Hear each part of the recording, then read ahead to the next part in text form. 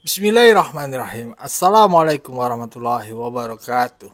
Sobat-sobat ngabarin kabar terkabar, semoga selalu dalam keadaan sehat walafiat, serta diberikan rezeki yang halal, berkah, lancar, dan juga banyak.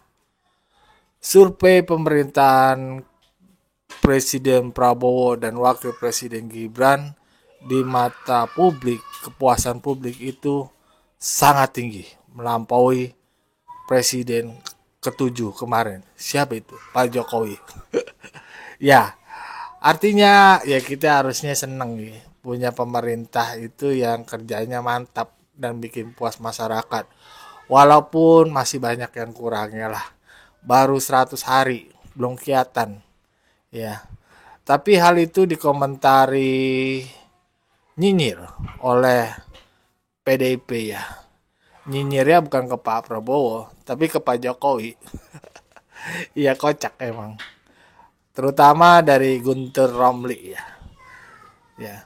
Tapi ini ada fakta menarik ya yang diungkap oleh Bang Ade Armando ya, bahwasannya citra PDIP di mata masyarakat itu merosot, anjlok, jelek, buruk. Ya, bagaimana videonya? Bang Ade memberikan faktanya dalam survei Litbang Kompas, membaca survei Litbang Kompas. Mari kita simak bersama videonya. Let's go. Hasil survei Litbang Kompas terbaru pasti menampar wajah PDIP. Kemarin saya sudah bahas survei tersebut karena hasilnya yang menunjukkan tingginya tingkat kepercayaan publik terhadap pemerintahan Prabowo Gibran. Saat saya membahasnya, saya belum baca hasil penelitiannya secara lengkap. Saya cuma merujuk pada berita-berita yang tersebar. Tapi kini saya sudah membaca presentasi penelitiannya. Dan ternyata yang juga penting adalah pandangan rakyat tentang partai-partai politik. Nah, di bagian inilah mestinya PDIP tertampar. Peneliti Kompas meminta rakyat menilai 8 partai yang ada di parlemen. Pertanyaannya terbagi dua. Pertama, apakah rakyat puas dengan masing-masing partai politik? Kedua, apa citra partai di mata rakyat?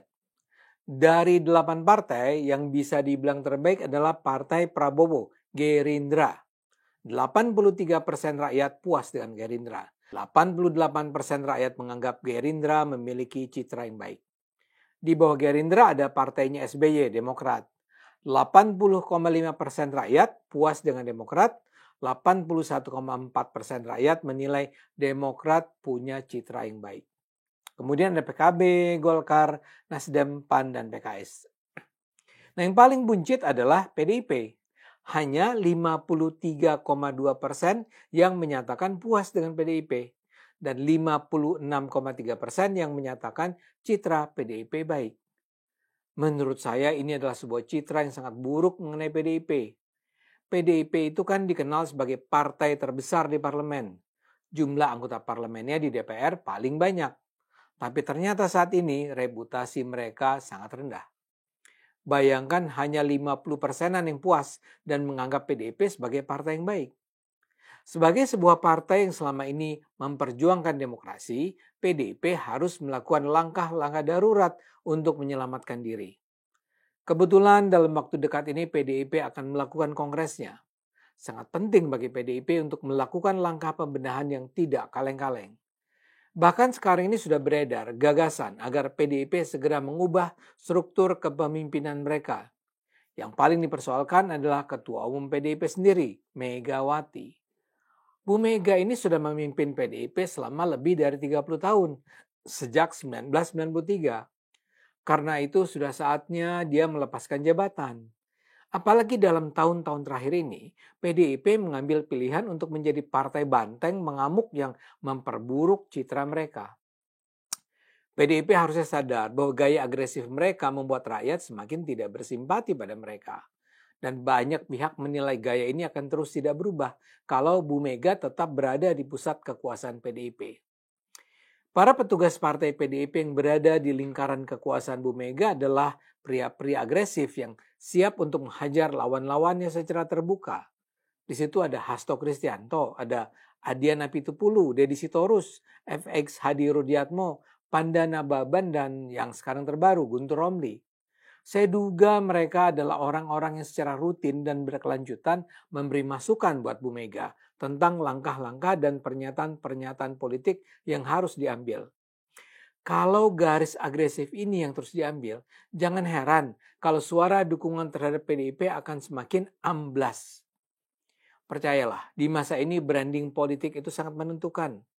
Ketika PDIP terus membangun branding dirinya sebagai partai yang serba berperang, rakyat akan kehilangan simpati. PDIP harus segera berubah. Soal arti penting komunikasi ini bisa dilihat dalam kasus Prabowo. Seperti terlihat dalam hasil survei Litbang Kompas, kepercayaan rakyat pada Prabowo Gibran sangatlah tinggi. Hampir 90% rakyat menyatakan yakin dengan kepemimpinan Prabowo Gibran. Sekitar 80% rakyat menyatakan puas dengan kepemimpinan Prabowo Gibran. Pertanyaannya, mengapa? Prabowo Gibran baru memimpin Indonesia selama 100 hari, tapi masyarakat sudah memperoleh cukup informasi yang membuat mereka percaya dengan pemimpin mereka. Prabowo dan Gibran memang punya image yang baik di depan masyarakat. Saya sendiri bisa dibilang takjub dengan perubahan gaya Prabowo dari pemimpin yang otoriter dan arogan di masa lalu menjadi seorang pemimpin yang bersahaja, sabar, pintar di masa ini. Salah satu episode yang sangat penting diingat adalah ketika di masa Pilpres, dia dihina oleh Anies yang menyatakan rapornya di Kementerian Pertahanan adalah 11 dari angka tertinggi 100. Anies memang dengan sengaja mengangkat hinaan itu untuk membangkitkan rasa amarah Prabowo. Dan Prabowo sih kelihatannya sebenarnya tersinggung dengan ejekan itu, tapi kemudian dia bisa menguasai diri. Ya, begitulah sobat-sobat tadi pandangan Bang Ade Armando ya. Membongkar citra buruk versi survei Litbang Kompas. Cuma sekitar 50-an%. Nah ini kan bahaya ya sebenarnya buat PDIP. Artinya pandangan masyarakat terhadap citra PDIP kan jadi buruk ya. Mungkin kemarin sebelumnya itu baik, tapi sekarang buruk. Karena salah satu faktornya mungkin terlalu menyerang Pak Jokowi ya, mungkin karena itu membuat hal yang negatif di masyarakat ya. Kenapa sih nggak santai aja gitu, maksudnya nggak terlalu menyerang menuduh yang enggak yang ada nggak ada buktinya, bahkan semua dihajar, semua sisi dihajar oleh PDIP ya ke Pak Jokowi ya. Dengan begitu Pak Jokowi hanya jawabnya gampang aja ya, santai aja, Pak Jokowi nggak pernah balas juga ya kan, karena Pak Jokowi hanya butuh bukti, mana buktikan saja kebenarannya, kan begitu ya. Dan mungkin sebagian besar juga ngelihat PDIP yang tadi dikatakan Bang Ade Armando harus ada perubahan, tapi kita kan nggak mau ngatur-ngatur gitu. Itu terserah yang punya PDIP aja ya kan. Tapi ya itulah, serangan-serangan bertubi-tubi ke Pak Jokowi mungkin salah satu faktor yang membuat citra buruk PDIP, dan juga banyaknya kader yang terkena ya kasus korupsi ya. Ada beberapa. Yang terbaru yang lagi rame ini kan Pak Hasto ya. Nah, bagaimana menurut sobat-sobat? Berikan pendapatnya di kolom komentar. Wassalamualaikum warahmatullahi wabarakatuh.